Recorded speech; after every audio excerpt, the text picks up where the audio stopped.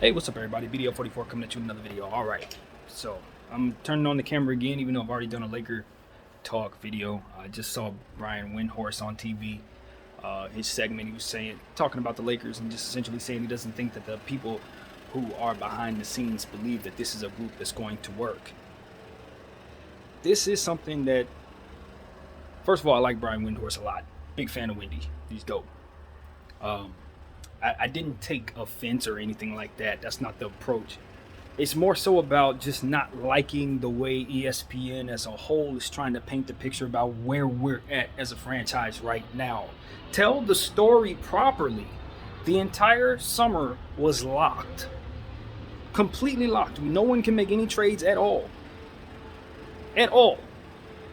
And one of the pieces that we were targeting, as you know, was a piece that's locked up over there in Brooklyn, Kyrie Irving. You know that, ESPN. We know that. So the fact that this team looks the way that it is because we literally couldn't make the moves that we wanted to make the team done. Why not tell the American people that? Instead of paint the picture as if our franchise is done putting this team together, or that you think this team could be done putting together, or insinuating as if Rob Pelinka is done or something like that. It's disingenuous is what I'm saying. It's completely and utterly disingenuous to know the facts and report it this way. Period. Like, let's just be honest. That's what it is. They are painting the picture a certain way to make it look as if it's something that is not. The team is incomplete. We could not make the moves we needed to give ourselves the vision that we wanted. We still have the pieces in hand that we need to acquire the piece that we want. We are waiting for the right opportunity to get the pieces that we need. This is not something that is a secret. It's not something that is against our plan. This is not something that we're confused about, not something that we haven't been talking about. This is what it is. It's what it's been. Russell Westbrook and Kendrick Nunn make our team overloaded with guards. So it is more than obvious that those two are pieces we're going to move. Kendrick Nunn, Russell Westbrook, two picks. They're gone, okay? Consider that as the season starts. When we're running around with those guys and the season, we have these players and it doesn't look like it fits and the ESPN is telling you all this nonsense about how the Lakers are incompetent. Just remember what I'm telling you. Before the season starts, we are trying to take those pieces and trade them for something good. Hopefully, Kyrie Irving. If not, something else other than the nonsense that Utah's trying to offer us. Okay, so that is what people need to be clear about. That's what ESPN is not going to tell you. ESPN wants you to walk away saying the Lakers are incompetent, and then what they're going to say is the Nets are the champions. That's what they're trying to do. It's all about painting a certain picture, in my opinion, in regards to these two particular teams. It's two opposite narratives they're trying to paint because they're trying to justify certain things that they've done in regards to how they've painted the pictures about these two teams and trying to keep that narrative going when they know that those narratives don't exactly back up what it is that's going on the basketball floor. Now, I know I brought up Brooklyn for a reason. Brooklyn is always going to be brought up in regards to the Lakers because they have what we want. And they also have pieces that don't want to be there, and that is a huge secret. Okay? Even though everybody knows it, it's supposed to be understood that those guys are going back, and everybody's kumbaya, and everybody's, it's no problems in Brooklyn according to everybody, except for me, who actually is still paying attention to what's going on.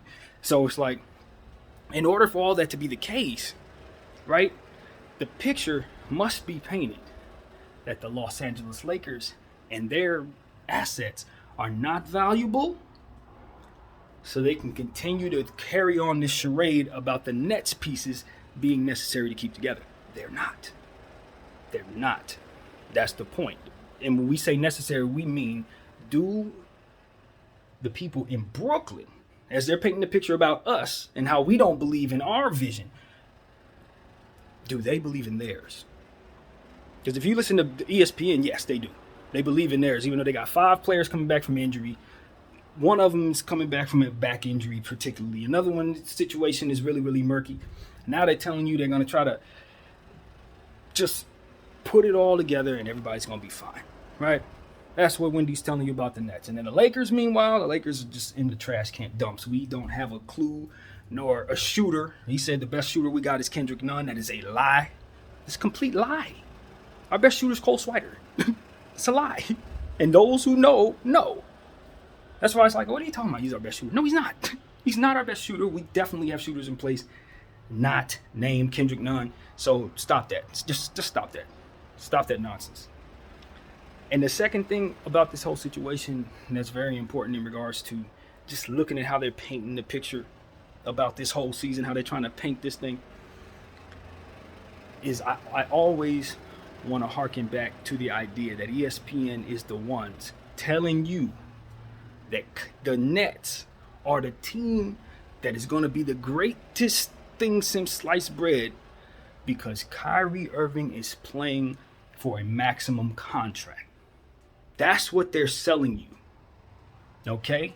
That's why I link these two teams together, because in order for one narrative to exist, which is bullcrap, the other one must exist. This is why I link them, because I'm paying attention to them. I know exactly what they're doing. Kyrie Irving is a piece, and I say this a million times, the Brooklyn Nets must either trade or pay. All right? The media wants them to keep that team together, in my humble opinion, because they want to have the prevailing energy over Kyrie Irving, KD, and everything that just took place over the last 3 months. Right?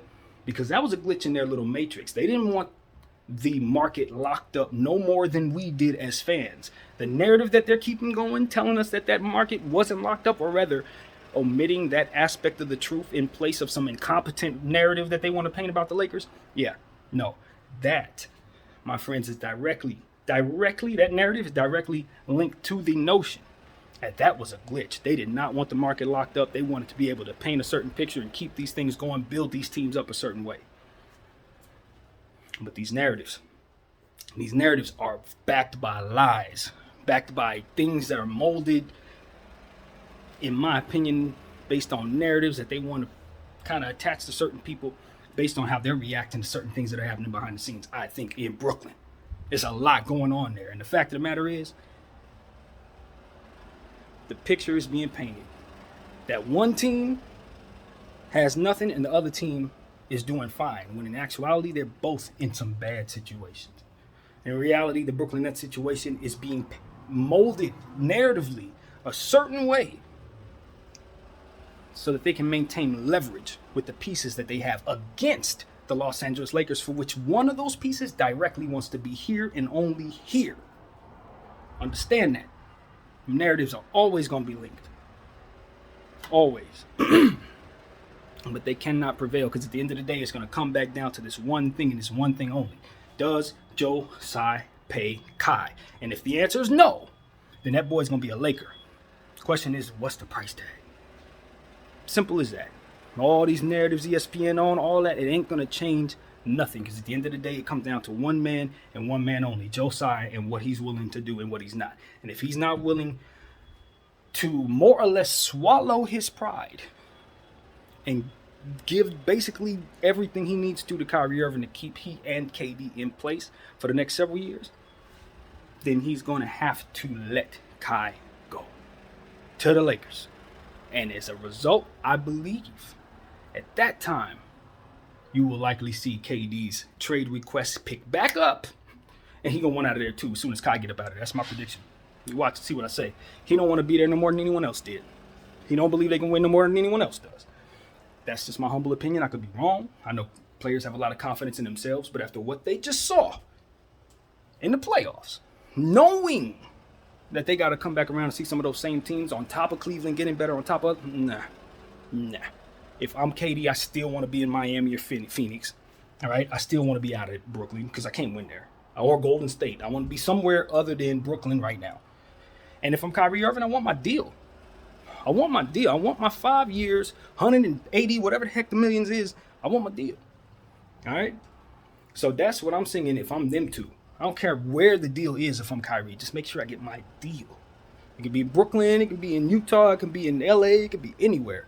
He just needs to be able to lock up. So that's my humble opinion. That's where I would be if I'm him. So that's it. And it's like all the other chatter about, oh, the Lakers are incompetent, their team, I don't know if they're done yet. Of course we're not done. Are you kidding me? Of course we're not done. Stop painting the picture as if we're more incompetent than we actually are. We have made some mistakes, but we are not in a space right now where this Laker fan is unhappy. No. This Laker fan who plays way too much attention to this stuff is fine. I'm happy. I'm happy because I'm clear. Very clear on what's going on with my team. We're not done yet. That's it. That is all. We're just not complete. The team was not being in a position to be built the way we wanted to. Once we're able to make the trades we want to make, the team will make more sense. You'll see more shooting. Those players that we have that kind of don't make sense right now will slip into roles that make more sense for them. We'll have less guards in rotation, you know what I mean? And we'll have more of a role for our young players. I predict all of this will happen before June. I mean, before January. It better be before June, but before January, before the trade deadline, man. So, that's what I gotta say. I don't particularly like how ESPN is painting the picture of the NBA this season. The narratives that they're putting around this league right now, it's one word. One word this all boils down to for me. Vaccine. That's one word. It's why. It's simply why.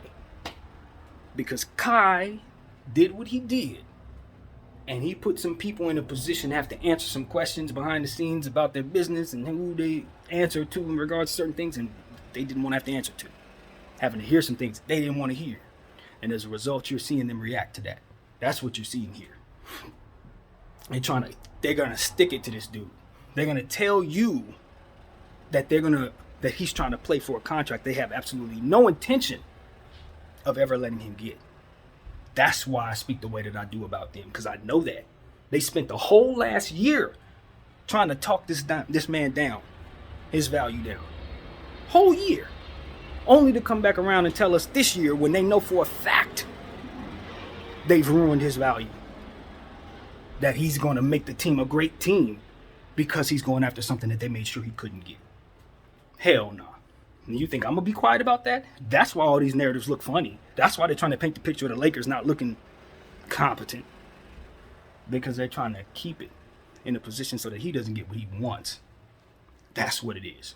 We have the package ready to get him here. That's what all that stuff looks. That's what Kendrick Nunn and Russell Westbrook is. That's why it don't make no sense, because we're trying to get him here. And they're trying to keep him from getting here because they don't want him to have what he wants. Period. That is why all of this is Laker Nets. That's why I put them together. This is why all this comes together in my mind. Because I'm watching it clearly.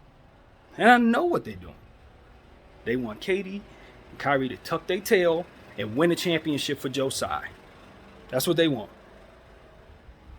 And let me tell you something. You know what the vibe is in my mind from afar as a fan? It's Bron and it's the owner of the Cleveland Cavaliers. When Bron left and went to Miami, that's the vibe. Just from afar. That's how I feel. I don't know how they feel. I don't know those men. But that's the energy I'm getting from the situation. So, yeah. Take it for what it's worth, man. Video 44. Thank you all for watching.